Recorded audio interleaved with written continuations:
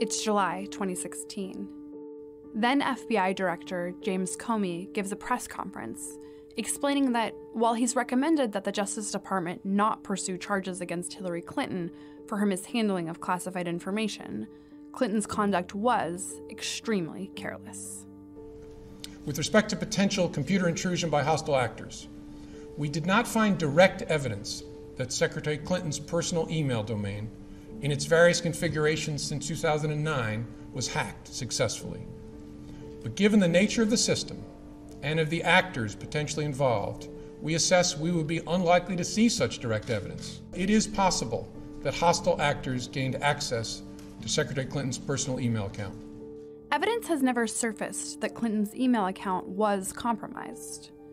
But a Republican political operative named Peter Smith becomes obsessed with the idea that Russia might have gained access. He spends the next year trying to get a hold of Clinton emails that he believes Russia has hacked. But Smith never gets to see what Special Counsel Robert Mueller makes of his efforts, because a year later, he dies by suicide. This is a bonus episode of The Report. We've just finished Volume 1 of our podcast, bringing to life Robert Mueller's report on Russian election interference. In a few weeks, we'll be back with new episodes on Volume 2 of the Mueller report, covering President Trump's efforts to obstruct the Russia investigation.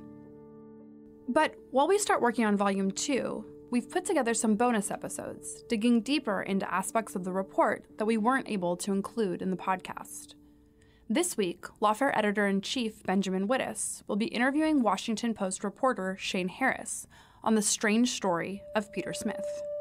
After it was revealed that Hillary Clinton was using a private email server while she was Secretary of State, Peter Smith became, I think it's fair to say, mildly obsessed by this notion. Throughout 2016, the Trump campaign expressed interest in Hillary Clinton's private email server and whether approximately 30,000 emails from that server had in fact been permanently destroyed, as reported by the media. My initial conversations with them were really trying to make that point. You know, this is the Russian government. You really don't want to play this game.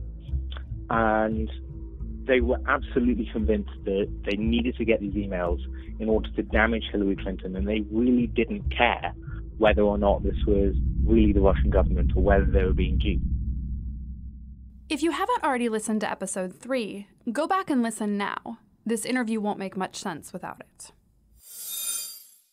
In the episode where we talked about Peter Smith, there's a couple of things we didn't talk about. And one is that Peter Smith did not survive to the end of the Mueller investigation. And the circumstances of his death were about as peculiar as the circumstances of the caper that you reported on. So how did Peter Smith die, and how does his death relate to the story that you reported?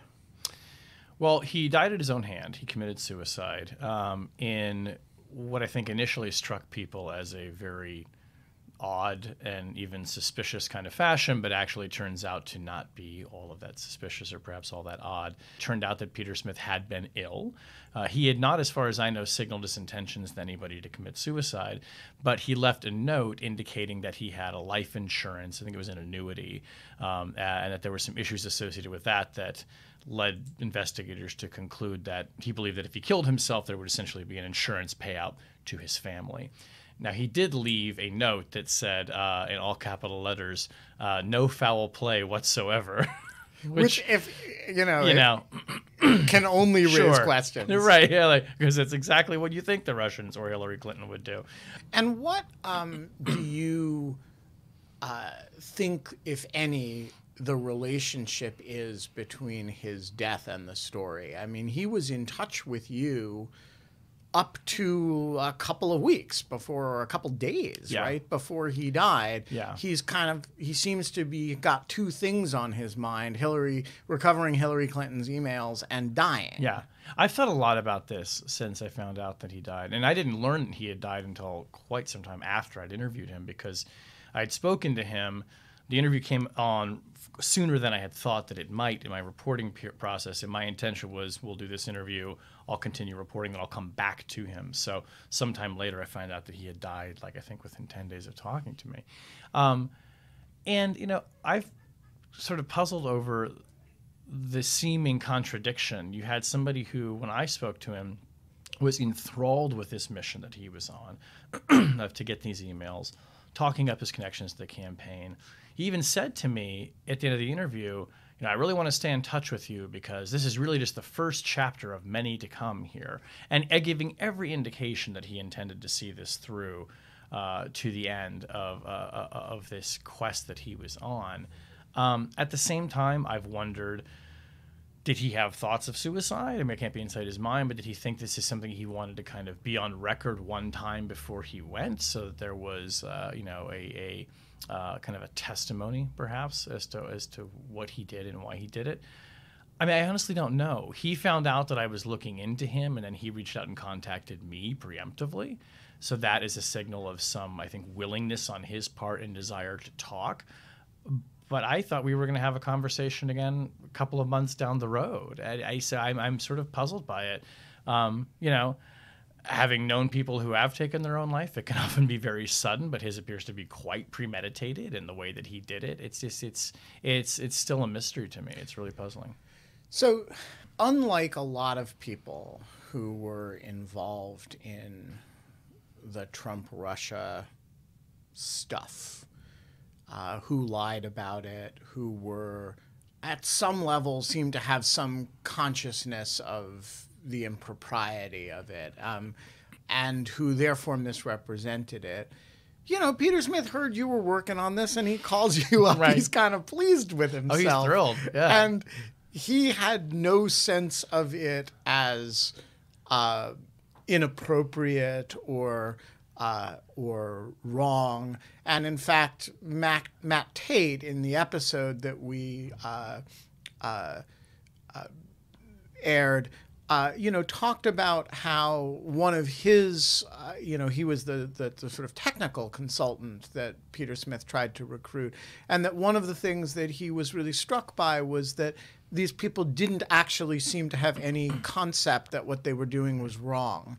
I'm interested in your sense of Peter Smith's sense of what he was doing. He seemed like kind of a happy warrior about the whole thing. Absolutely. I mean, and there was no look. He felt that this is campaign. It's all is fair. You know, he never described it as sort of dirty tricks, but in the sort of Roger Stone sense. Although he said he was a friend of Roger Stone. He actually at one point told me, he said, I think Roger Stone was a good operator, or a good, what he said, a good operator who, quote, has lost his fastball. So he seemed to think that he was more skilled at the game of political dirty tricks than Roger Stone was, and kind of held himself up in the same appear to him. You know, this is the guy, Peter Smith, who in the 1990s was funding David Brock, the conservative activist and journalist, to dig up information on Bill Clinton. This is the guy who started a legal defense fund for Arkansas state troopers who were going to come public and accuse the then Governor Clinton of enlisting them to procure women for him to have extramarital affairs with. I mean, you're talking about a guy who was down in the trenches, or maybe some people would say the gutter, of straight up partisan warfare on some of the biggest battlefields for the past couple of decades. A happy warrior, I think, as you put it, is exactly how he saw himself. And not an ounce of shame in any of this, by the way. And this was all information that was on the record. He was happy to talk about it. He saw this, when he talked to me, it was very clear, as an opportunity to alert the world to the fact that Hillary Clinton's emails, her deleted emails, were out there on the dark web. I mean, there was no irony to this pitch. He was really saying, like, oh, thank goodness a reporter from the Wall Street Journal is interested in this. Now's my opportunity to tell the world. One of the curious things about the Mueller report's charging decisions with respect to the hacking and dumping operation is that there's, you know, after laying out this whole story in quite a lot of detail, in fact, a whole lot more detail than you guys were able to get at the time, Mueller that really substantially advances the ball on this story and actually lays it at the president's individual door, right? That Flynn is responding directly to a request by the candidate himself. This whole episode doesn't show up at all in his contemplation of the charging decisions. And, he thinks about, like, to what extent is there any coordination between the Russian hacking operation, the Russian dumping operation, and the campaign. But in thinking about that, he doesn't address this episode at all.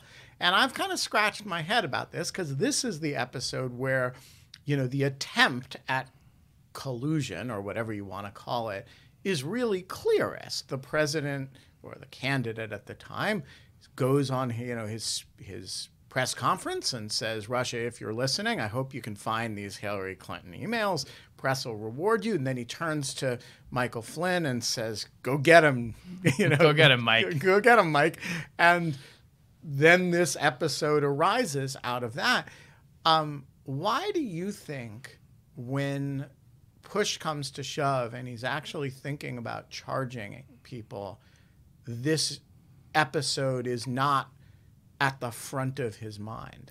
I guess it's because in the end, Peter Smith didn't actually acquire any emails, in the sense that, paying for knowingly hacked material. Although we should say he did have samples of emails that the supposed Russian hackers he was in touch with told him are Hillary Clinton's honest-to-goodness emails from her server, and he looked at them and had his technical advisors review them and determine they were not. So perhaps it's that he did not actually follow through with the, making the payment for the material and then disseminating it.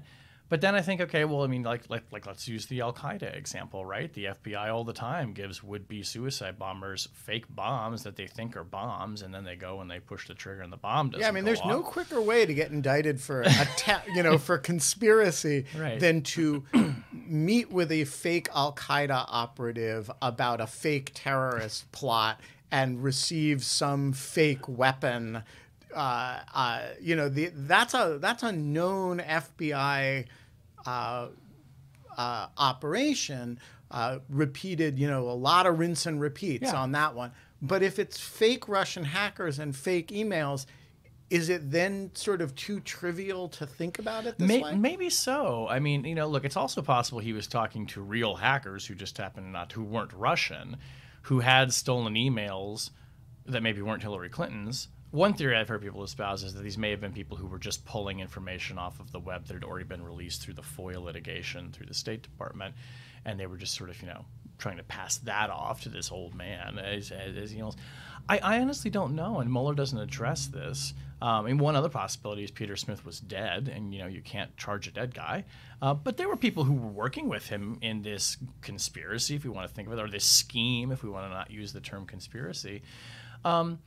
Maybe it is a matter of it being trivial, but what I've always thought is, Mueller very clearly says he could not establish evidence that that clearly showed a conspiracy to collude with the Russians or to interact with the Russians. But it sure seemed to me that this instance very purely and clearly showed the intent on the part of the campaign, which was to, by any means necessary, obtain Hillary Clinton's emails.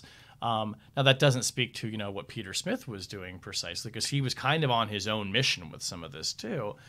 But it certainly seems that the campaign intended, to go out and find people like Peter for the purposes of obtaining what they knew would be stolen material. The episode has always seemed to me to be the example that most shows the gulf between the legal judgments that Mueller is coming to and the moral judgments or historical judgments that a lot of people looking at the thing come to. So on the one hand, you look at it from Mueller's point of view, and it is so trivial as a criminal proposition for one reason or another that you don't even have a discussion in the charging decision section about whether you should bring cases on it, because for one reason or another, it's so far from chargeable. On the other hand, when I read it, my stomach turned over. You know, like wow, this is an example of Donald Trump himself directing Michael Flynn himself to go deal with whoever he has to deal with in order to get those emails. And Flynn turns around and subcontracts it to people who at least think they're dealing with Russian hackers to get it done. And so it strikes me as this huge gulf between the sort of historical judgment of collusion and the legal judgment that Mueller comes to. Yeah, I think that's a good way of looking at it. And I mean, and look, ultimately it'll be the historical and the moral judgment that's the one that probably lasts, and that ultimately in 2020 voters will have to factor into their decisions on whether they want to reelect the president. I read the report and in the way that it really laid it out as a narrative, and as you said, I mean, advanced even beyond where our reporting was, as, in my mind anyway, of Mueller saying, I'm not going to indict someone for this, but this is damning information. Right here are multiple examples, a consistent pattern of behavior and narrative of the president directing his aides to go out and engage in activity that they absolutely would have had to have known would have been criminal, or at least have some suspicion that it could be criminal, because after all, the emails were supposedly, wiped off of her server. That's a crime, or taken off of her server. So to me, that has always been, and that was always what was so striking about Peter's story too. I mean, when I was talking to him, I mean, it was not clear that he'd committed a crime. And he was very clear about saying, too, that there were certain things he didn't want to do because he didn't want to be committing a crime. Like, for instance, paying the hackers. He kept insisting, like, we never paid anyone. Now, there's some evidence to suggest maybe that's not entirely true, but it's going to be hard to resolve that now that he's gone, I think. And Mueller doesn't seem to go to it either. But when we told that story, what we were trying to say was, look, put aside the question of whether there was any criminality going on here. This is pretty, in the gutter type of stuff. This is an American citizen going out, actively seeking Russians who he believed were targeting the then Secretary of State in order to damage her candidacy. I mean, the intention that he had, the motivation that he had, is frankly, it's a lot like Julian Assange's. It's a lot like the Russian government's. I mean, it's the same operation that he's proposing. And he was very clear that when they got this information, what they would do with it, they would disseminate it in order to hurt Hillary Clinton's campaign. And was his impression that the Russian hackers he was dealing with were the Russian government, or was he imagining some kind of sort of like hacker collective, like anonymous Russia? Who did he think he was dealing with other than that they were Russian? I got the distinct impression that he believed that in Russia, the lines between the state and criminal enterprise were fairly blurry as to be largely meaningless, which is true, frankly, when it comes particularly to hacking. And he always said that these are people who we believed had connections to the Russian government. Now, we never fleshed that out entirely. Like, well, what do you mean? Were they operating on behalf of? Were they government employees? Were they doing it with the government's knowledge and kind of, acquiescence? But he was under no illusions that this was, some kind of vigilante group or, public interest group operating in Russia. I mean, he believed that these people would ultimately be connected back to the government. So yet another piece of the story that shows Peter was willing to do business with not just Russian hackers, but Russian hackers who he believed to be connected to the Kremlin. At the end of the day, do you believe this was an old man's fantasy that he got kind of taken for a ride by some sort of shysters on the internet? Or in your best guess, does this in any way dovetail with reality? I think that Peter was obsessed and got ahead of himself. I don't think that he made contact with people who had Hillary Clinton's 30,000 emails, because I don't think Hillary Clinton's 30,000 emails are on the dark web. Right. Just to remind people, there is no evidence that Hillary Clinton's so-called missing emails were anything other than deleted by the people who dismantled her private email server. Right. But what I do think is that, Peter was engaged in an effort that the Trump campaign was also engaged in, that this woman, Barbara Ladine, who was another person we haven't talked very much about, was also engaged in around the same time, who Michael Flynn was also talking to. So in that sense, it dovetails with what the campaign was up to, in that there were different groups of people, all of whom were obsessed with this idea of finding incriminating information about her and putting it out there for the world to see. I have to imagine, and if I'm taking Peter at his word, and I have no reason to doubt him, that he was contacted by multiple groups claiming to be hackers who had this material, that the word got out. I have to imagine that it's possible that the word got out in the hacker underground that the Trump campaign was interested in this information, and then that quite possibly drew people to it, who were trying to scam him, or who knows, maybe there were people who came out of the woodwork thinking they too had found the emails and finally they were going to get them to someone. It's this mix of people who are, like Peter, zealots who were somewhat misguided, and I'm sure probably a mix of people who are just opportunists and trying to take advantage, of what they saw as an old man who didn't know how technology worked. All of those things can be sort of overlapping, right? Sloshing around on each other. What I just found so striking is, and kudos to Mueller and his investigators for bringing this up, is, clearly Peter Smith was not the only one with this idea. And, Mike Flynn was absolutely that linchpin between Peter and the campaign. And, I think that when he finally tells a story, it'll be very interesting to know from him, did you think that Peter Smith had actually found these things? Were you doing this just to placate the boss and say, oh, fine, I'll go out and I'll be able to tell Donald Trump that I looked for Hillary Clinton's emails and sorry, couldn't find them? Or did he actually believe it? And what more did he know about what Peter Smith was doing? Those are still questions that I think would fill out the story and help us really understand, was this kind of this quixotic, improbable operation by these sort of, overactive imaginations, or was there something actually more sophisticated to it and even more deeply conspiratorial than we know even from the report?